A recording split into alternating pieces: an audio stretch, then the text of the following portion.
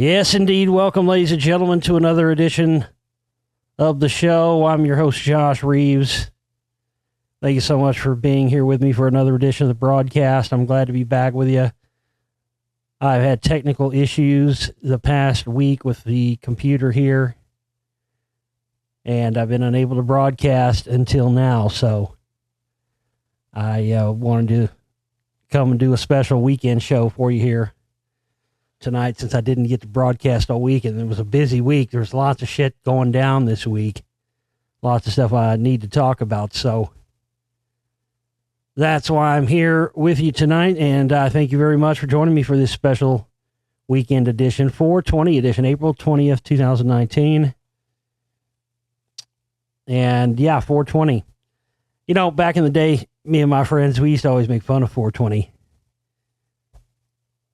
Because we were like, you know, I just never got it. You know, I get it now, I guess, more than I did then. But, you know, when I was in my 20s, I was like, what the fuck? You got to have, I mean, you know, if you're, I don't know, it's supposed to be like, you know, the pot smoking day or whatever. But it's like, to me, if you're a real pot smoker, every fucking day is 420, right? Fuck all this one day out of the year bullshit. If you're a real fucking weed smoker, dude, every goddamn day, 365 days a year, motherfucker, is 420. All other dates don't even exist. So I never got that. I don't know. I never really understood it. I think it's got something, I don't know. I've always thought it had something because of its placement, you know, around tax season. I always thought maybe it had something to do with that, you know. I don't know. But happy 420 to you. Smoke them if you fucking got them. Light them up. I used to have that. I still got it somewhere. It's on some hard drive. I'll have to find it. But I've got that clip. I used to play it all the time on fucking... Back in the day, I'd played on 420 and before the show. That clip of Alex Jones talking about smoking marijuana. And he's like, he said some article that was about marijuana makes you want to kill people or something. And this is from back in the days before he was even talking. Or you got to remember, a lot of people don't remember now, but there was a time when, for many, many, many, many years, where Jones never mentioned or never even talked about or brought up George Soros. So then, right around the time when he started going all Trumpy, all of a sudden Soros is the devil, you know. So back then, when here's this clip, and it was so fucking hilarious. He was talking about, you know, some study saying marijuana makes you want to kill people, and Jones is all like, well, I used to smoke marijuana a few times back when I was in college and stuff, and you know, I didn't really want to kill anybody or anything. It just made me want to you know, eat enchiladas and eat a whole half gallon of Blue Bell Dutch chocolate ice cream, you know. I never really want to kill people or anything, you know. And then I'd go right into the song Smoke Two Joints by Sublime. That used to be the thing I'd play before. I don't have the file that I used to do with anymore. Back in the day, too, I used to have like the mixer thing because we were doing live broadcasts, so I'd kind of run it all that way on the audio clips. But anyway, smoke them if you got them. Happy 420 again. It was never a day for me. I never really celebrated it or anything else. But I do think it's and I don't ever recall it falling on the same weekend as Easter, though. That's a bit weird. But Jesus Christ, I mean, you need something in there. You got all that. You got that run, man. There's that run right after. I mean, I guess it really starts with Christmas. And you got that run of just, oh boy, it's, you know, old school pagan fertility rituals and you know, all this shit. You got fucking Valentine's Day, all these fucking Roman, pagan, Catholic, fucking holiday bullshit, which is all just, you know, new versions and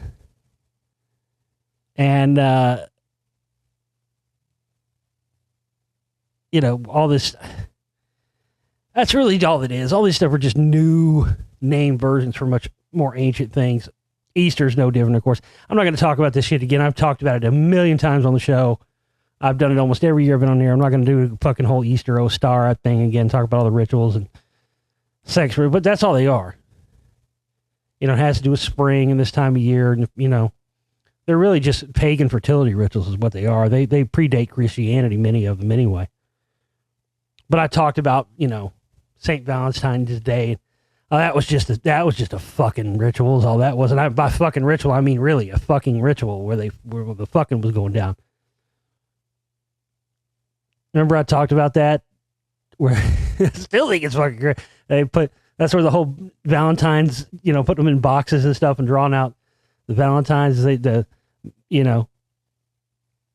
the women in the town put their names in a box. And if I pulled this whatever woman's name out of the box, if I pulled Linda's name out of the box, me and Linda gonna fuck.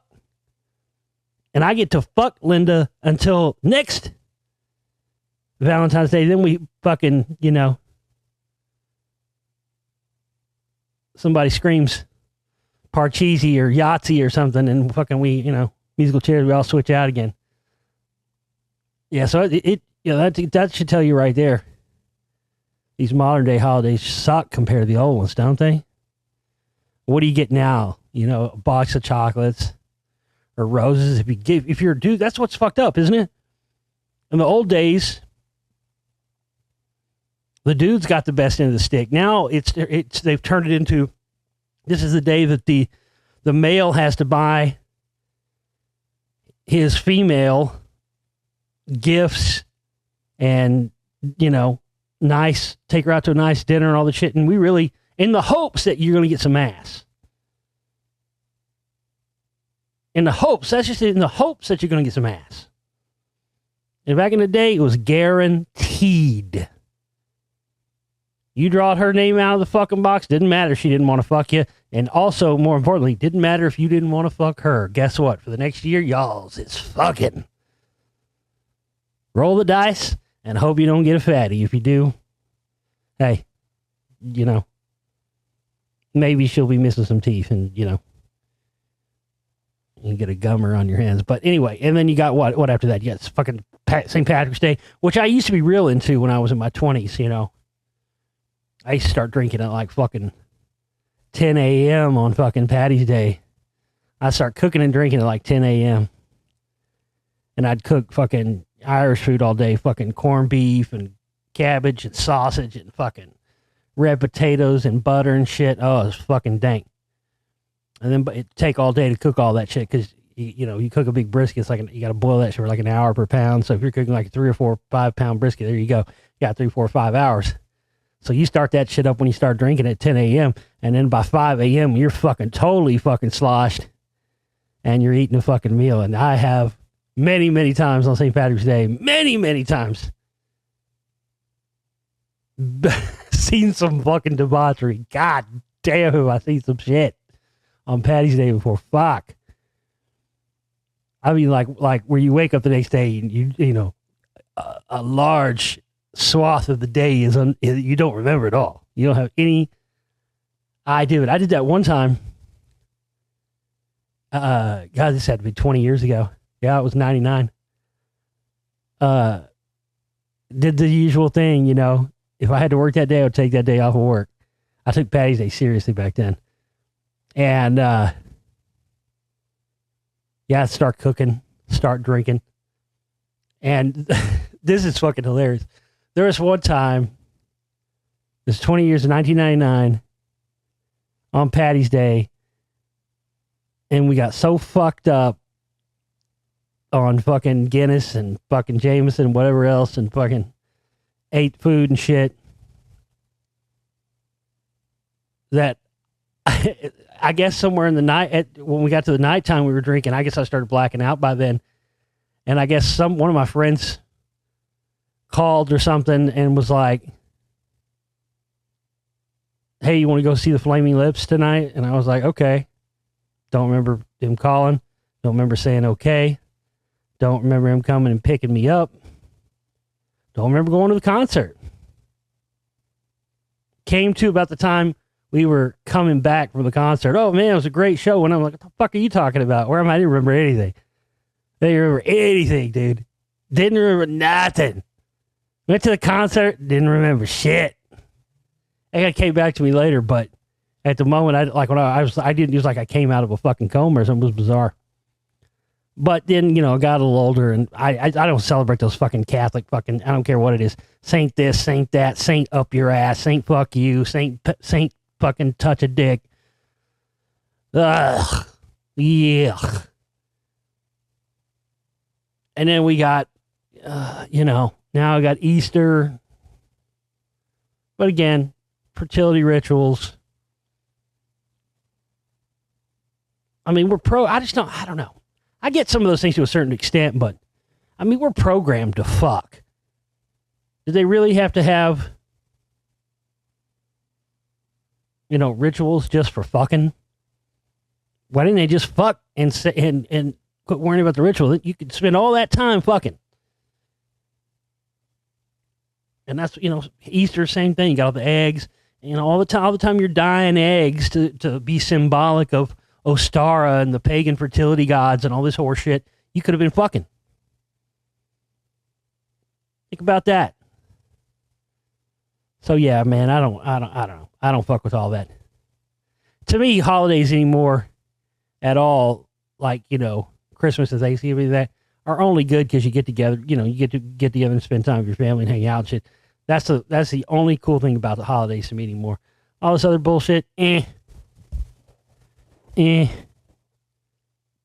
But 420 of all of them is kind of cool, I guess, for certain people. I don't know. I don't get it. I can't wrap my mind around it.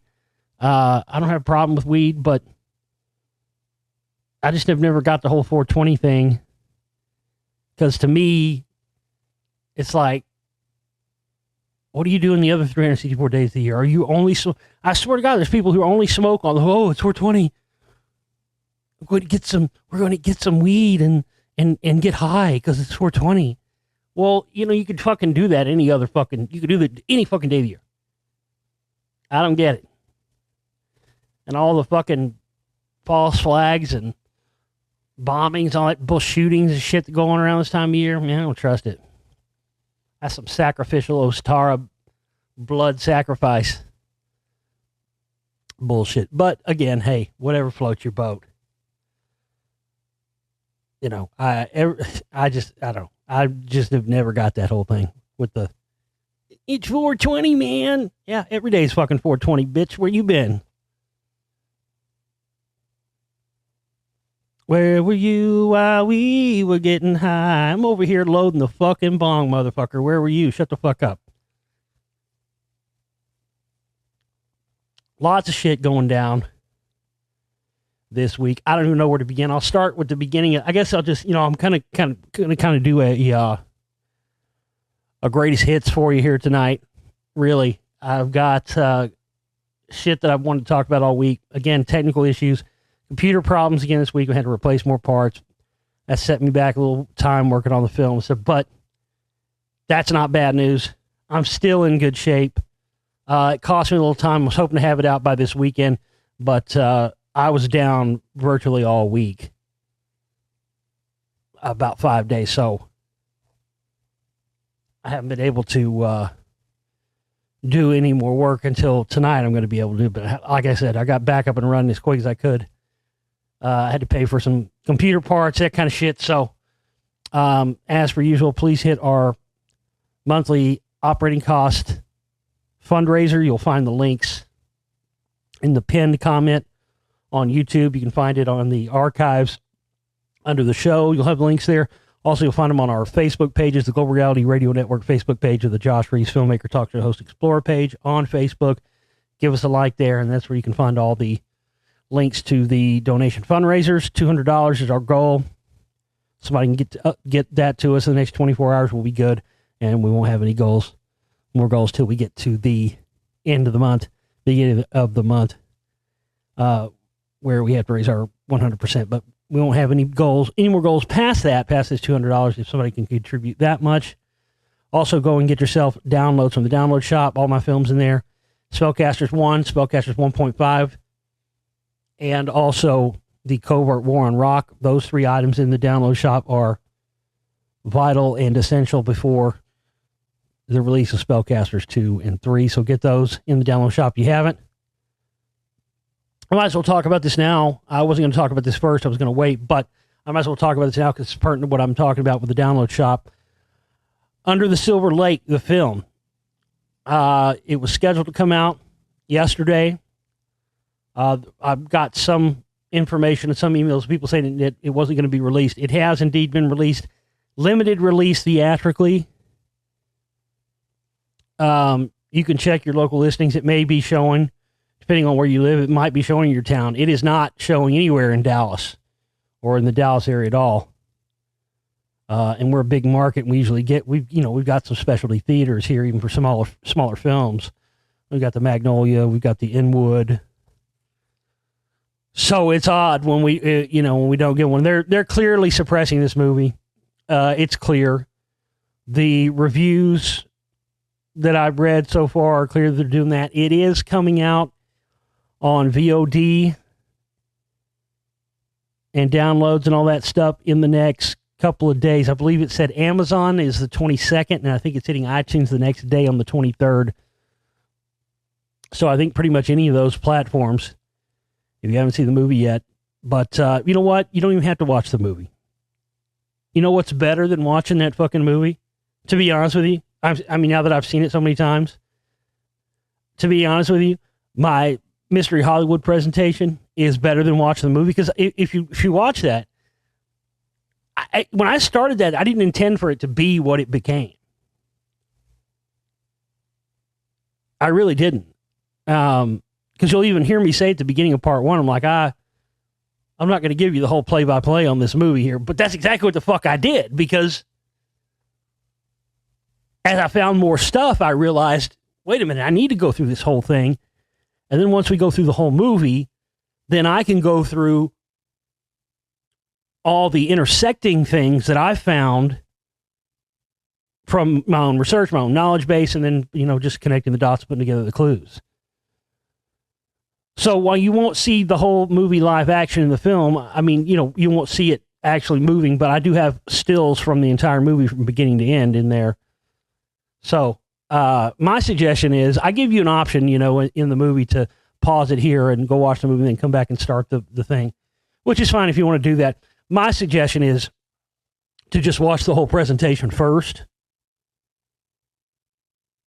And then once you watch the whole presentation, all 5 parts, then go watch the movie. And the reason I say that is the best way to watch it is because I'm going to save you a lot of time and a lot of wondering, or going back and watching the movie 4 or 5 times trying to figure shit out.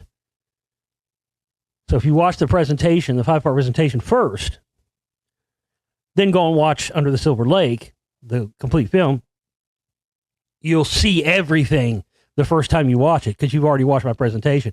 And it'll really impact you a lot more than it would if you do, like I say in part 1, which is to pause it, go watch it, then start the presentation again. So do however you want. That's my suggestion. Anyway, I just wanted to encourage more people. There just haven't been enough people that have seen that presentation yet for what's in it. I can't even put it into words to tell you. It's strange too, I guess, because the movie's coming out. I've had 3 people just today alone. It's weird how a lot of y'all don't even know each other. This is very interesting. A lot of our fans, they come from all over the globe. We have listeners all over the world, and so many of you I get individual emails from, and you don't even know each other. But a lot of you guys are always on the same wavelength about stuff, and oftentimes on the same wavelength with me about stuff. So that's really cool to see that, to see that kind of neural network going on with like minds and thinkers. So I had 3 people today, just today, email me and say that they had just watched through Mystery Hollywood again. And how they picked up stuff they didn't catch the first time. And yeah, I mean, it's clear they're trying to keep the movie suppressed. They didn't give it a wide release. all the critics and all the reviews have just completely rubbished and trashed it to fucking no end. So, exactly what I predicted would happen. But listen, I think the powers that be, maybe not necessarily from what I uncovered, because I uncovered some shit, man. Some real shit. But I think that to a certain extent, the powers that be did figure out that there was some real there. It's not. This is not just Fantasyland bullshit, guys. For those of you who haven't seen this 5-part presentation yet and don't understand what I'm talking about here, this is not speculative conspiracy stuff here that I've uncovered. This is real life stuff that I show and prove is perceived in the movie to be fictional. Then when you connect the dots, you understand that it coincides with real life. And that's when I had suspected, but to find that out and to get definitive proof of that is a completely different thing. And that's what I've done here. So if you've been skeptical, if you put off buying this thing, I'm telling you, man, you got to get this. This is not just some speculative, I'm speculating on shit. I've uncovered and decoded some serious clues and messages here and information that has huge implications on coming events and huge implications on things like, the elites going off world and shit and interdimensional travel, time travel. So like I've talked about with the Scientologists, matter, energy, space, time, mess, and control over that. Yeah, man, it's fascinating. It's 9 hours. It's 5 parts. If you need something good to watch this weekend, there's nothing good on Netflix to watch. You watched everything there already is on Hulu, whatever. Man, I mean, going back to the 420 thing, I got to be honest with you. I mean, keeping it 100 like I always do, I got to tell you. I mean, they're not just saying this because I made it. I'm telling you because I know what's up when it comes to that kind of shit. Dude, if you're hearing this and you're celebrating 420 or, you happen to smoke the reefer or whatever, hey, got to tell you, you should watch Mystery Hollywood.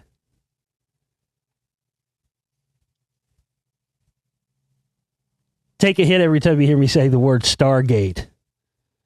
That doesn't come till later in the parts, but anyway. You'll be fucking baked to the fucking bone in about 20 minutes.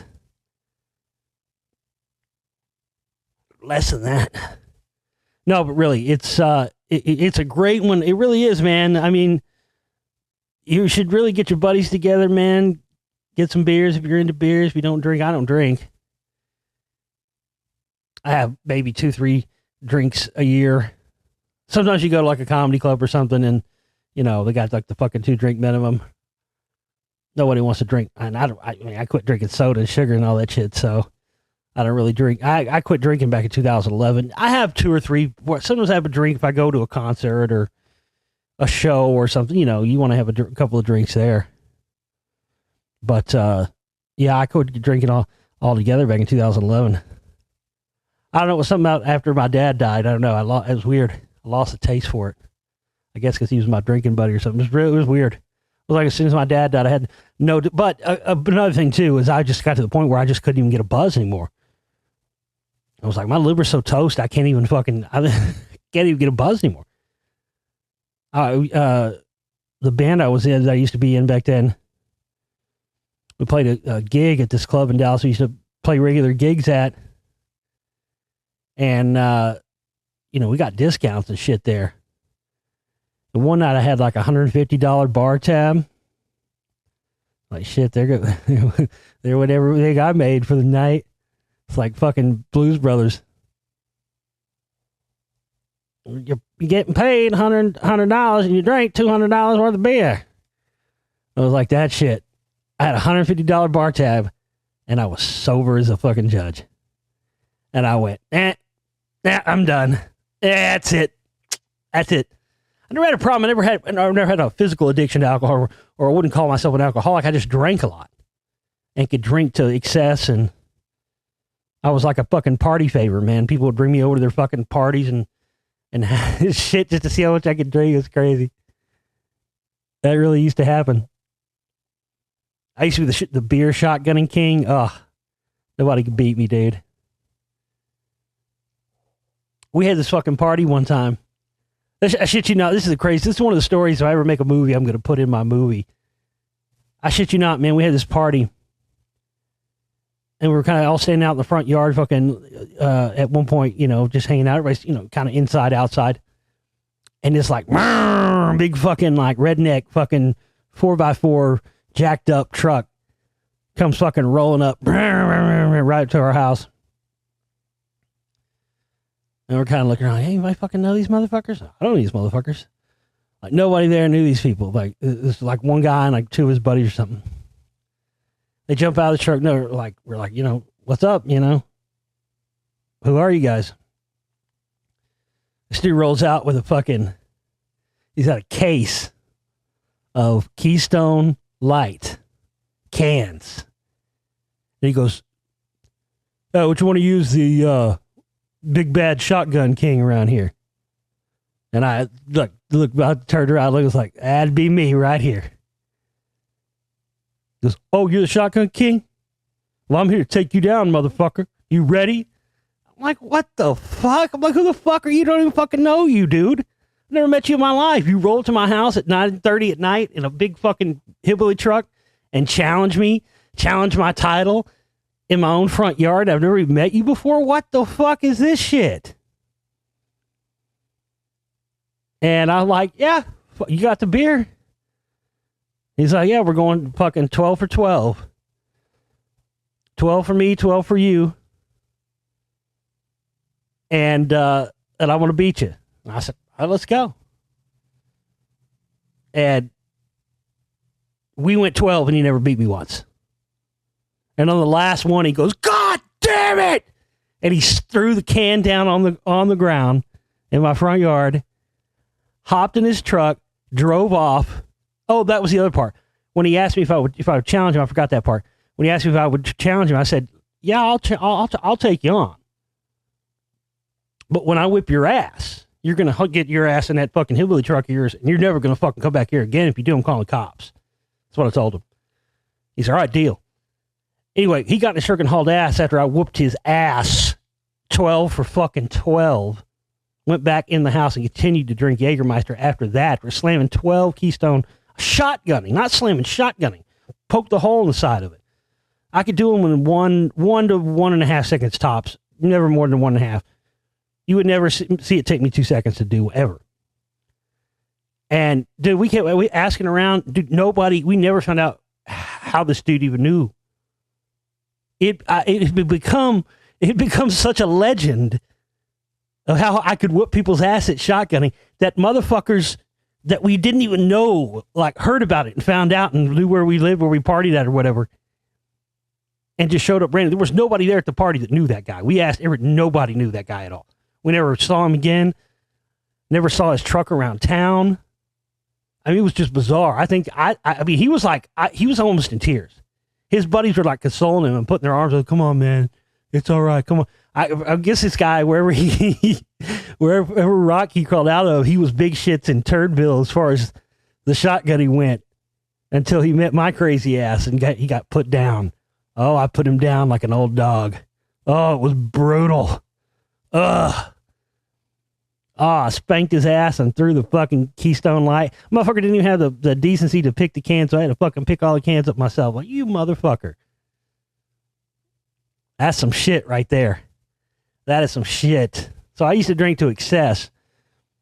But yeah, first time I had that fucking $150 bar tab and I wasn't fucking buzzed one bit. I was like, nah.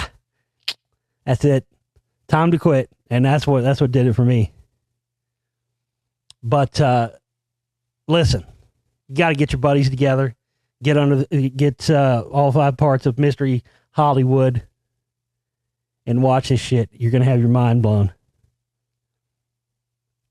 Hell, drop some shrooms if you got them. Fuck it. But I gotta warn you though, if you're doing any hallucinogens and watching this shit, and it's 9 hours long, if you're tripping and watching this shit, it's gonna seem like you're watching this shit for like, it's gonna seem like weeks to you. You're gonna think it's never gonna end. You ever had one of those trips before? Where you got some shit that was like stronger than what you had before? And fucking next, the shit, and you're like, oh, you think it's never good? That's when the quote unquote bad trips come in. For people who've never done that kind of stuff, there's a lot of misconceptions. A bad trip is not really what you think it is. What it is it turns on you. That's what it is. It starts out great. And then it generally happens when somebody does an amount that's more than what they've done previously.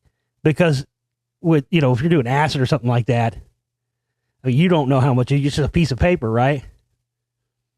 So you've done it before, and you've done 2, let's say, at a time.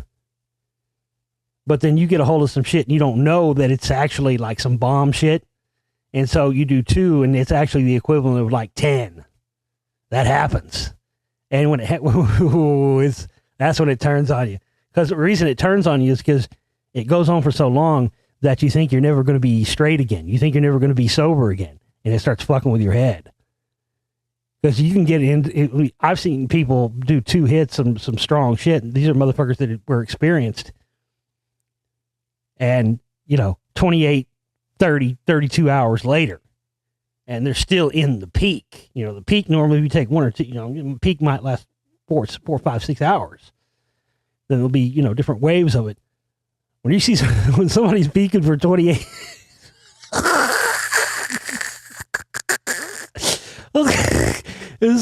oh fuck! When somebody's peaking for 28, 30, 32 hours, dude. That's where the thing that gets categorized as a bad trip comes in. It's not necessarily that it's a bad trip or you got bad stuff. It's that if you dosed more than you're used to, or a high dose or whatever. Yeah, you start to think you're like, I'm gonna be in this state forever. How am I gonna fucking, how am I gonna brush my teeth and all this shit when every time I look in the mirror I see a fucking portal to hell, or what? It starts to turn on you, dude. That's the whole thing with that. So, yeah, I wouldn't suggest taking a hallucinogen. Hey, do what you want, Do what you want, do what you feel what you do. You know what I'm saying. But, yeah. 420, some beer and some alcohol and some reefer. Sit back and watch that shit. Part 3 and part 4 is where you really get the total fucking mind fuck at. But anyway, that's my suggestion for you there on that. What else? We had the Notre Dame fire earlier in the week. Had lots of people asking me about that. Listen, if you want my opinion on it, it's pretty short and sweet. I gotta say this though. First off, I really was seemed kind of curious to me why so many people gave a shit. I don't know. I don't get it. I really don't get it. I couldn't give 2 shits. Some old fucking wooden church burns down. The fuck do I care? Everybody acting like it's a travesty and a tragedy and a fucking. Immediately they were calling it the French 9/11. Let me ask you something. How many people died in that fucking fire? I'm waiting. None. Nobody died. 3,000 people died in 9/11. That's a little far off. Then people were saying, oh, there was priceless artifacts and shit in there. Man, not that I know of. I don't know where people are getting that from. A bunch of fake ass shit, if you ask me. All the supposed fucking crown thorns from Jesus. And listen, there are artifacts and things that are way, way shorter distances in the past that are eroded than those things would be by this time. I don't know. But if you want my honest assessment on what it is after looking at the facts, this was a Listen, you always got to follow the money. And I think beyond any shadow of a doubt, this was Jewish lightning. 100% Jewish lightning, I think. You know what Jewish lightning is, right? You remember in the movie, was it Goodfellas? Remember the guy owns a restaurant and he wants Paulie to, buy his piece of the restaurant and go on the restaurant business with him. And he's, telling Paulie, come on, man, he's treating me like I'm half a fucking fag or something. He's going business with me. And then, he talks about, once you've, sold all the liquor out the back door, once everybody's run up a bunch of tabs, once you've, milked the place dry, then you light a match and collect the insurance money. That's Jewish lightning. That's what it's called. That's what that type of arson is called, Jewish lightning. Because it originated with, from what I understand, I don't know if this is a fact, from what I understand, that it started in New York in the early 20th century with the Jewish community, and that a lot of the Jews were the first ones to really, pioneer what they call Jewish lightning, which was, setting it on fire and saying it was lightning hit it during a rainstorm. Wait until the rainstorm happens, then that's when you light it on fire. And that's what I think the Notre Dame thing is. That's Jewish lightning, bro. All the way. 100%. Why do I think it was Jewish lightning? Well, number one, they were doing renovations on the place at the time. And I think they started to realize, because they're saying now it could be negligence by the person that was doing the renovations that caused it.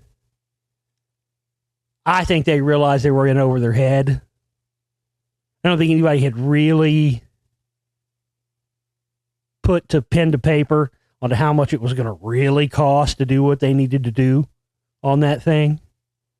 It was literally going to cost hundreds of millions, if not billions, to do the restoration work.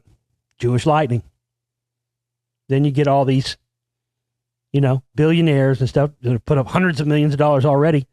They got all the bit of money. It's just like 9/11, Lucky Larry Silverstein takes out the fucking world's largest ever insurance policy just a few months before 9/11 on the Twin Towers. Boom.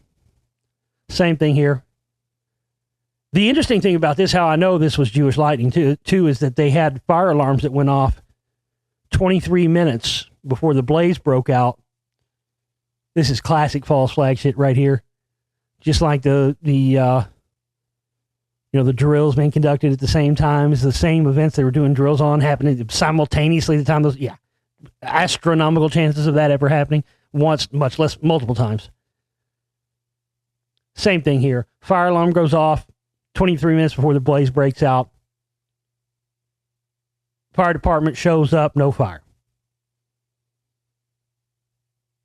Fire department packs their shit up, goes back to the station. 23 minutes later, another fire alarm goes off at Notre Dame Cathedral again. So they're not in any hurry.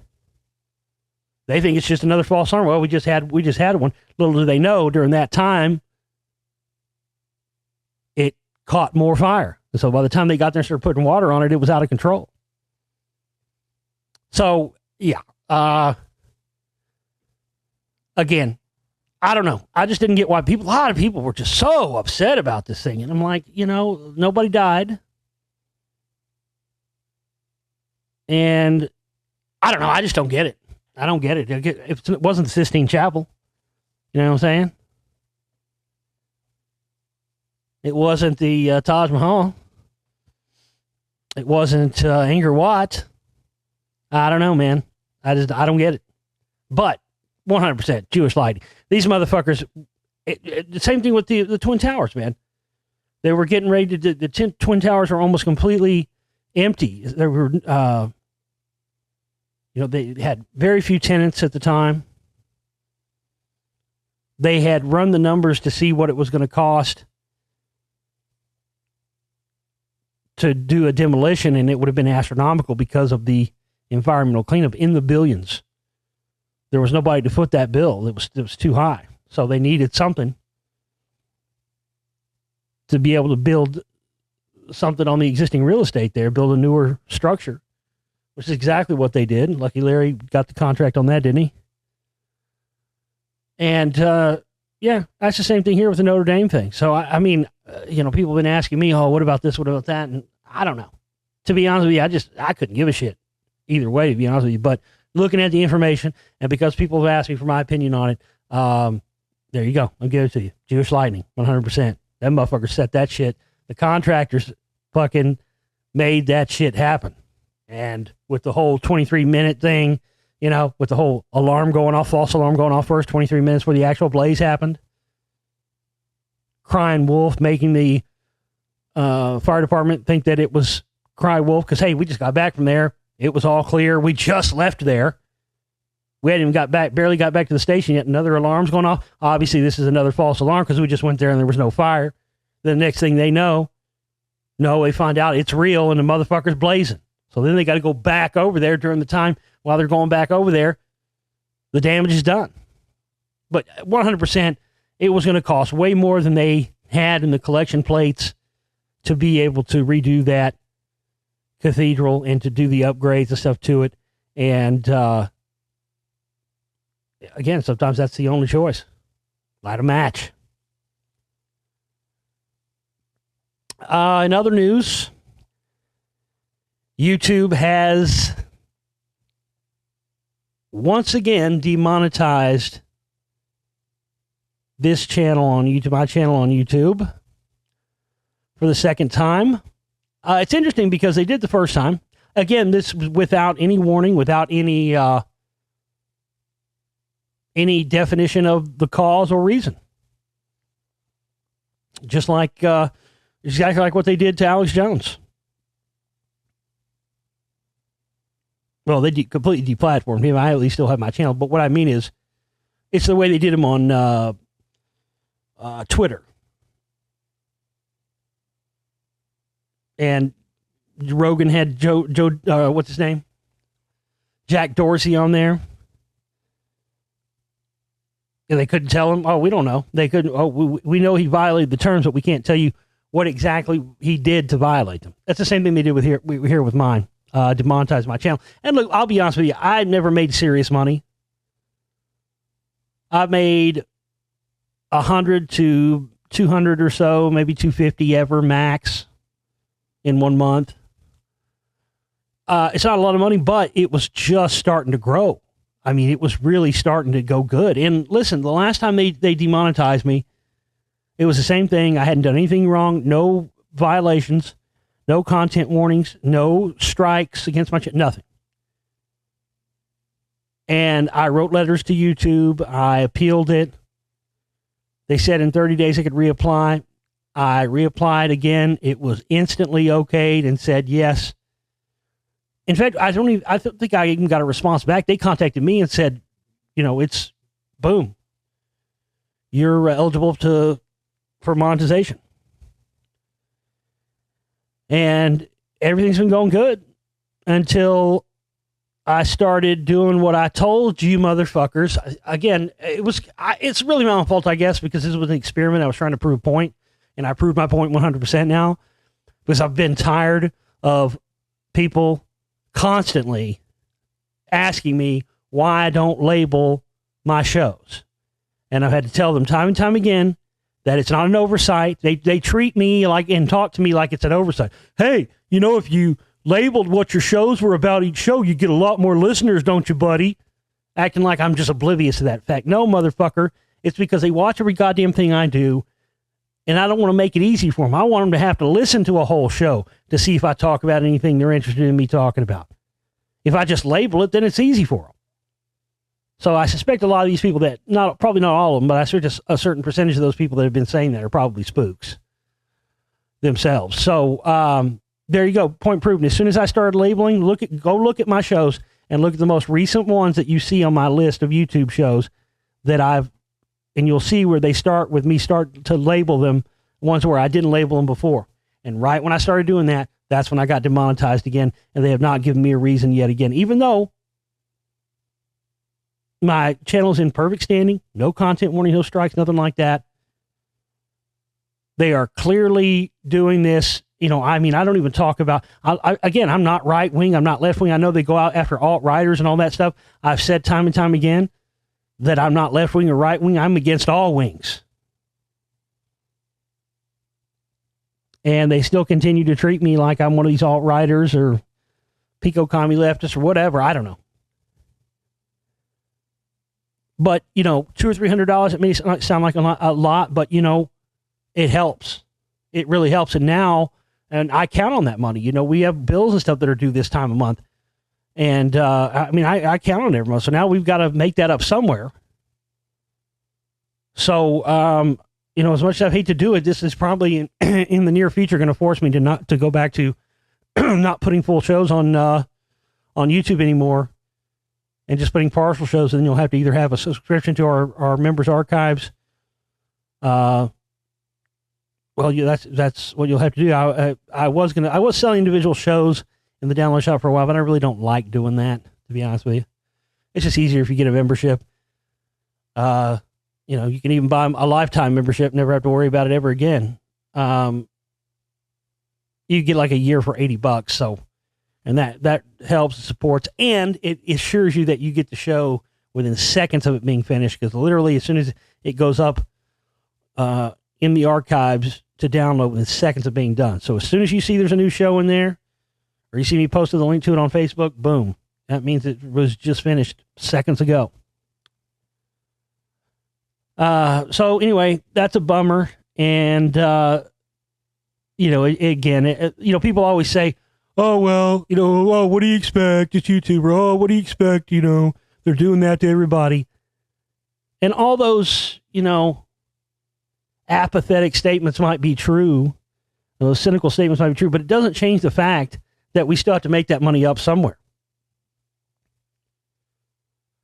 So I'm going to have to start finding more ways to be able to monetize the show, and the only way to be able to do that, and also to be able to keep the shows from being suppressed and all the rest of it. That's the main reason why you've got to get a subscription to my archives, just so you can get all the shows. Because, I mean, who knows what they're going to do. This is just the beginning. You know, they may just start deleting content at will. You know, it's starting with this and starting with the demonetization. But listen, if they gave me a reason, or they said, hey, it's because of this, this, and this, I wouldn't have a problem. Because it says, you know, it even said the same thing it said last time. Fix the problems with your channel that we have described, and you can reapply in 30 days. Yet they don't give any problems. They don't list any problems that I can fix. They don't tell me, because I didn't do anything. It's pretty hard for them to tell you what to fix, and pretty hard for you to make changes to your channel if there's no reason given. That's twice in a row now. And when I emailed them and appealed it last time, they said, yes, this is probably something that our algorithm picked up, and you were probably flagged incorrectly, so we'll reinstate you. But this time it said something different. It said that when it sent me the notification to say that the channel had been demonetized, it said our analysts have determined, or our experts or whatever, our specialists have determined that your channel should not be monetized. So they confirmed right there, because they said last time, you know, oh, well, you probably got caught up in the algorithm. Okay, I get that. They reinstated me. This time, this was not getting caught up in the algorithm. This clearly said that a technician or specialist or someone, I can't remember what descriptive word they used, but it was one of those specialists or analysts determined that my channel is not eligible for monetization, even though nothing at all has changed with my channel since they last time said it was a mistake and reinstated me instantly. I mean, I guess I'll just do it all over again, but I know what's going to happen. The same thing. It's just going to, so I can tell you beyond any shadow of a doubt that there is a push-pull going on with YouTube between their algorithm and their actual so-called specialists or analysts or whatever. There is a major push-pull. I've heard this was going on, but it's, it's one thing to hear that it's going on and another thing altogether to see it going on and experience it. That's what's going on here. They can't get their shit together and figure out what is in violation of their terms of service and what isn't. They can't even define it when they flag you and tell you that, you are in violation. I mean, this is like, it's like some old broad, isn't it? YouTube is just like some old broad, There's a lot of women out there in the world think they can have their cake and eat it too. YouTube's kind of like, I don't know why that is with women. Women always think they can have their cake and eat it too. You never notice that? Drives me nuts. Made it my mission in life to every woman I come across to. If I don't teach her anything, I'm going to teach her, you ain't getting your cake and eating it too with me. It ain't happening. You can break yourself with that. Well, that's exactly what's going on. YouTube's trying to have its cake and eat it too, like a scorned woman or something, because they want the safety of the AI and the algorithm, but they want the precision of their analysts or specialists or whatever. And so the AI for some stuff is saying, okay, this needs to be flagged, this shouldn't be monetized, whatever. And a lot of the times YouTube is agreeing with that and just going with it. And other times the algorithm is saying, this is okay, this is great, no problems here, no reason it shouldn't be monetized. And then they get keyword analysis. Because if you'll notice now, you notice on videos now, there's closed captioning on YouTube videos now. I've never put closed captioning on any of my videos. They've got like AI stuff that reads, like if I'm talking to the mic right now, the AI reads the words that are coming out of my mouth through the audio and then puts it into words on the closed caption.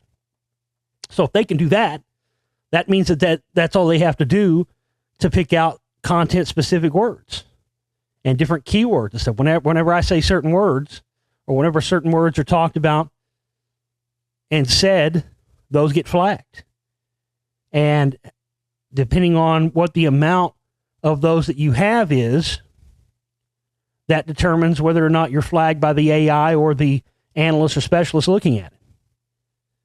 And I think what's happening is a lot of people are using words and whatnot because they're saying, they're quoting someone, and people are getting caught up in this stuff.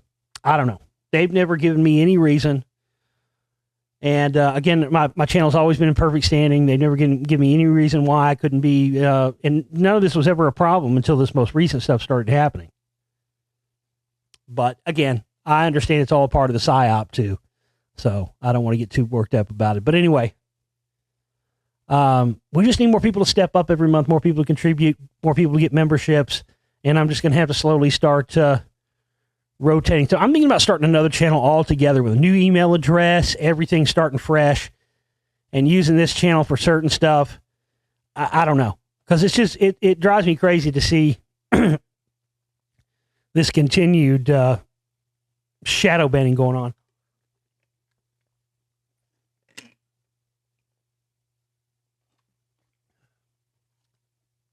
All right, what else we got? Well, I say, the Mueller report thing. I mean, what else can I say about this? You guys know what it is. You figured it out. I told you months and months ago what the outcome of this was going to be. I was 100% right again. But I think the interesting thing about it is that if you read the report, the heavily redacted report, and this is the one thing I think has been overshadowed in the media, there was the Russians did fuck with the elections. I think that gets overshadowed. The media is trying to portray this as if the whole thing, was just like Trump wants you to believe, the whole thing was bullshit. There was nothing to any of it. But that's not the case. It's just like I told you, they weren't going to have any dirt come out on Trump, because if dirt comes out on Trump and the collusion is shown there, all the stuff that also shown that have happened with the Democrats colluding with them for many years was going to come out too. And just that's what I said from the beginning. None of this was going to come out. All those fucking pinko commies and the Hollywood liberals are all, losing their minds over this and all over the redacted parts of the report, because they believe that the redacted parts of the report show Trump's guilt. No, you fucking dummies. Maybe some of it does. What you dummies don't understand is the redacted stuff they're not showing you. You better be glad they're not showing you. You should be fucking jumping up and celebrating for this, you dummies, you pinko commie dummies. Y'all should be jumping up and down celebrating this report. Because I promise you, you don't want to know what's under that redacted stuff, because you think it's all the dirt on Trump and showing his collusion. No. Again, probably a portion of it is. But what's really behind those redacted blocks of the report is the stuff that shows the collusion on both sides. Because if there was any stuff in there that in any way, shape, or form might show any guilt towards Trump, Mueller, of all people, would have had that in there. He wouldn't hide stuff that would prove the point of his whole case, would he? He wouldn't redact that. No. The stuff in there is dangerous to national security, because it is the evidence to show to the American people that left and right is total and utter bullshit. These are all two sides of the same coin. They have both been colluding with Russia for decades upon decades. Russia wants to do to the United States exactly what they did to all those what they used to call the Eastern Bloc countries, Czechoslovakia, Yugoslavia, all those. Suck their resources dry and break them up into little nation states. That's exactly what they want to do to the United States. That's what they want to do here. And people at the highest level of government, both left and right, have been colluding and conspiring with Russia for decades upon decades for this to happen. And they've sold us all this Cold War bullshit and all the fear to go with it, so we wouldn't see what's really going on. That's what the whole deal behind the Kennedy assassination was. That's what the whole deal with Vietnam was. That's what the whole deal with the phony Cold War was. And now they've gone to greater lengths to cover up stuff from the ancient past while simultaneously doing a resource grab. They want to do the same thing in the United States now, and that's what's going on here, and that's what's been redacted from the report. So all you fucking pinko commie liberals jumping up and down, screaming bullshit and, we need the whole unredacted report because we need the truth to see Trump's a criminal. Yeah, well, he might be. But so are your motherfuckers too. Because it's all fake. There are no good guys here. It's politics. There are no good guys. Left, right, doesn't matter. They're all criminals, because you got to be a criminal to even get your foot in the door, and that's the fact. Okay? Last but not least here tonight. Save the best for last. The time has come, ladies and gentlemen. Your time to shine is here. Just as I predicted. Just as I told you. Wish somebody would have took that $5,000 bet, though. That'd been sweet, because I won that motherfucker. I told you. Remember I told you? Oh, I told you. Your time is here, ladies and gentlemen. Your time to shine. Coming up this Monday, April 22nd. Live on the Joe Rogan Show. You guessed it. Graham the Cracker Hancock. That's my favorite of all the epitaphs that you listeners have all made up for Graham. Y'all been cracking me up with that shit. I gotta fucking... Y'all been cracking me up with... every couple days somebody will send me some new screenshot from some... That's what I'm saying. You motherfuckers... Some of you motherfuckers aren't even letting him have it. Y'all been cracking me up, man. I'll see shit like, hey, Graham, eat a dick. You ripped off Josh Reeves. Fuck you. Shit like that. But everybody's been calling him Graham Hancock and two-ball cane. You know the Messiah thing, right? With two-ball cane. It's a fucking cane with two balls on it because it's a fucking Osiris cock because those motherfuckers are into the dick. That's hilarious. But y'all been cracking me up with that. But my favorite changing of his name is that one, though. Graham the Cracker Hancock. I love that. You motherfuckers are crazy. Just as I predicted. What'd I tell you? What did I tell you? I told you he's going to be going on Rogan. He's going to be pushing that fucking shit. And it's time. We've got to let him have it. I'll probably be making I'll make a short little clip video too for you guys. I'll try to do that before Monday. I'll take that clip that I had from the Daily Mail article that I read on his new book, where it talks about the connection to, the mound stuff to ancient Egyptian religion. Again, that was my work that I put together. And he's not even naming the right location. Anyway, I'll probably make a little video. That way y'all can have that in the arsenal. But we got to let them have it, man. We got to flood that comment section of that video when it goes up. Because motherfuckers need to know what this guy... And again, this is not just me he's ripped off. He's ripped off a ton of other people, too. The only difference is the other people he's ripped off don't necessarily have the loyal audience I do. And I don't, other than asking my audience to donate and to buy my movies and audiobooks and stuff when they come out, other than that, I never abuse this power I have my audience. My audience knows that. When I ask y'all to do something like this, I only ask you to do it because it's important. And last time I asked for something like this was when we did the, Coast to Coast AM thing. And again, that was 100% because my audience demanded they have me on, and they did. And so we're going to let him have it, man. And I'll make sure I'll make a little video, with the part from clipped out of my movie, Lost Secrets of Ancient America, Volume 1 in there, the Moundville, Alabama part, where I show the connection to the Egyptian Book of the Dead stuff and all that. That way, because it's one thing to say that. I'm sure they won't even let you put a link in the comments. And usually if you try to put a link in the comments, it ghosts the comment. But we'll figure something out. But anyway, I just thought it would be cool. It's one thing for you to say something like that, but it's another thing for everybody to have that, little clip in their arsenal and go, look, watch the clip from his movie, Lost Secrets of Ancient America, Volume 1, right here.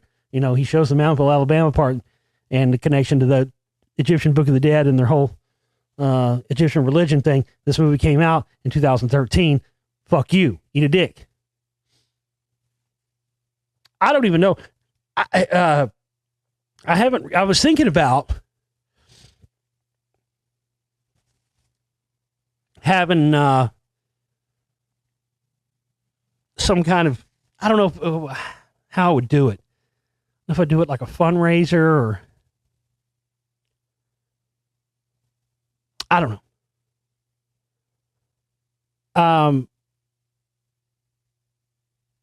I don't know how I would do it or how I would go about. We'll see. I don't know. I don't know yet, but I'm thinking about doing some kind of thing where, like, if we reach a certain goal, a certain amount, fundraising amount or whatever, I'll set like an amount. And if we reach that amount goal, then I'll do an audiobook reading of Graham Hancock's new book, where I read it out loud and go chapter by chapter like I've done with all my audiobooks in the past, and I'll do the full breakdown for you and read it front to back, do an audiobook thing on air or whatever, do an audiobook reading of it, where I'll just, separate the good, because I don't, who knows? I don't know what else is in that book. I don't know what else he's got in there that may even rip my stuff off further. I've just taken issue with really one main segment of it There may be other things he's ripped off, but there's this one particular item in particular is a bastardization of something that I put together first that nobody had put together before me because it relates to this specific mound site in Alabama. So, yeah, I mean, like, you know, we reach, not that we don't have to reach it anyway, but, you know, maybe we reach our 100% of our operating cost goal or whatever. I don't know. We'll figure something out. And I won't charge for it. I won't put it up for sale in the download shop. I'll just put it, if we reach the certain goal or whatever, I'll just put it out for free. And I'll read the whole Graham Hancock. I think it comes out this week. I'll get a copy and then I'll read the whole thing on air and give my breakdown of it. And I'll let you know what our goal is. Really, we just need to reach our 100% of our operating cost goal. You know, maybe we had like $500 extra that I didn't have to put one, you know, that's a problem. We reach our operating cost goal, the money goes for the operating costs and we don't have, you know, so, you know, $500 or whatever on top of our operating cost goal. We'll do something like that. Sound good? That's how we'll tear this motherfucker apart. Didn't dawn. I'm glad I thought about that. Because now a lot of people are always like, oh, you don't do audiobooks anymore. Yeah, I've done about 5 in the past 4 or 5 years. What they mean to say is you don't do audiobooks and then put them out for free anymore. That's what they mean to say, but they don't want to come out and say that because they don't want to seem cheap. I never wanted my audiobooks and all those readings to be out there anyway. All the ones that got out there on the internet were cut from my radio show without my permission and put on YouTube. That's a fact. So there's plenty of audiobooks that aren't on YouTube that are in the download store for sale. You can get that $30 pack that's got them all in there. That's the best money going. It's like 83 hours of audio or something ridiculous like that. Well, no, I'm not shitting you. It's like 80 or 90 hours of the shit. So that's the best thing going there. So this coming Monday, the 22nd, Graham Hancock will be on the Joe Rogan Show, just as I predicted. And we just need to firebomb this plagiarist and let everybody know this show's going to get millions of views, folks. And this is our time to shine. This is our time to let people know this guy's a plagiarist and hopefully get some more people looking at my work. And maybe it gets some attention on Lost Secrets of Ancient America and, you know, get some more interest in it and get some more interest in the Rockwall stuff. Because that's the other main thing that pisses me off about this is it's gatekeeping at its finest because he's connecting stuff to things it's not even connecting to and then not showing or connecting it to things that explain the whole reasons behind it. So he's being, not only is he plagiarizing, he's being deceptive with the nature of the info to people. This is a double dose of lies and deception. It's one thing if the guy is taking research from other people and not giving them credit. That's one issue. That's one thing. That's bad. But it's a whole other thing when not only is he doing that and he's stealing from people, but he's also gatekeeping the information and creating new false narratives and connections that don't exist to try and downplay the other stuff like what I put out to try to discredit it. Because he's considered to be some scholarly, guy, and he's nothing but a plagiarist. He's not a scholarly person. He's not a scientist any more than I am. And he might be older than me, but I can guarantee you right now I've been researching longer than fucking he has. There ain't no question about it. I'm 42 years old. I've been researching 34 of those years. Okay? That's a fact. All right, folks, that's going to do it for me. I'll be back again real soon. I'm going to be rip roaring and ready to go next week because this past week I've been off air, but I got to get back to work on the film as well. Please contribute what you can. Get yourself a membership. Get yourself some downloads. $200 is the goal we're looking to get, so please hit up our operating cost fundraiser, slide some cash, help out, and help me take on these motherfuckers, man. As I've told you, we don't have sponsors or advertisers, outside money. We don't have any of that. These people spend millions of dollars to try and downplay my work. They've demonetized me now. We need some fucking cash. If there's anybody out there that can just throw some fucking cash at my work, give us a war chest to work with, man, the more we have, the better. And if we can have a little bit left over that we don't have to put 100% towards the operating costs, that's even better because that's going to enable us to do more. I need to get a new computer. You know, we need some new gear upgrades, and we just don't have money for that every month when we only get the minimum every month to pay for our operating costs. So any extra cash that anybody can throw at us right now so I can try to get some new and better upgrades to the equipment in here, that would be fucking fantastic. None of this is possible without y'all. It's not. It just flat isn't.